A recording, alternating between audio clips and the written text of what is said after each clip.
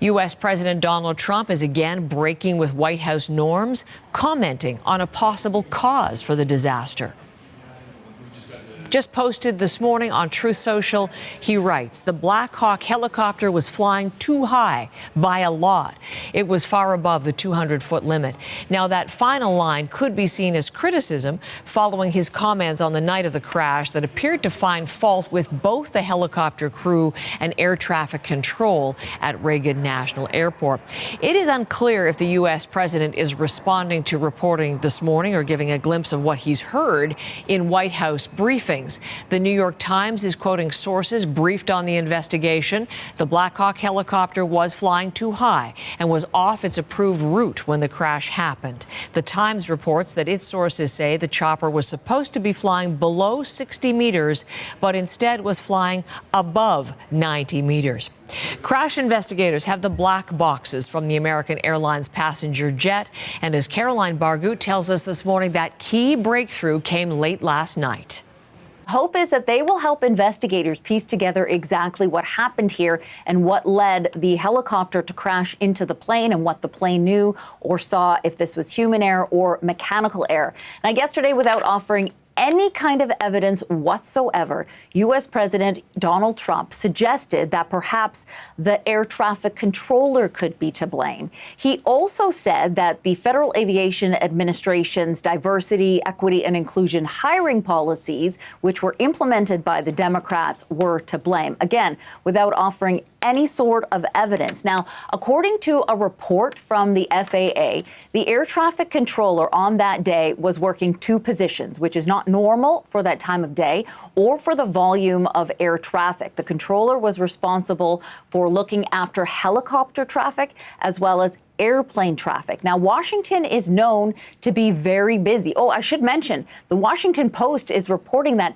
the day before this crash, so that would have been on Tuesday, another plane had to abort landing at Reagan Airport to avoid crashing with a helicopter. Now, Washington is known to have very busy airspace. And last May, 5 more flights were added, so including that flight from D.C. to Wichita and back. So 5 flights were added to that, despite concerns that this would add to congestion, lead to delays, and also cause safety problems.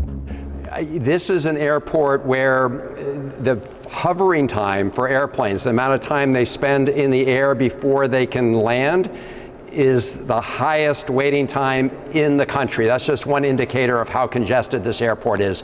We had near misses last year.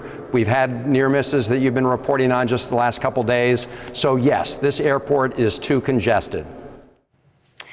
Canadian investigators are here in Washington to assist with the investigation because the Bombardier jetliner was actually built in Canada. Now, the NTSB is the lead investigator on this case and expects to have a preliminary report within about 30 days. Caroline, again, we've been looking in on the live pictures as recovery crews, search crews continue their work on the Potomac. Again, close-up of the action. We talked yesterday about how the fuselage had broken into 3 sections in water that's about waist deep, and you can see the work ongoing. So what is going to be happening today as that work continues? Well, we know now that they have recovered about 40 bodies from the wreckage. We know that 39 of them were passengers on the American Airlines plane, and 1 soldier was recovered from the Black Hawk helicopter.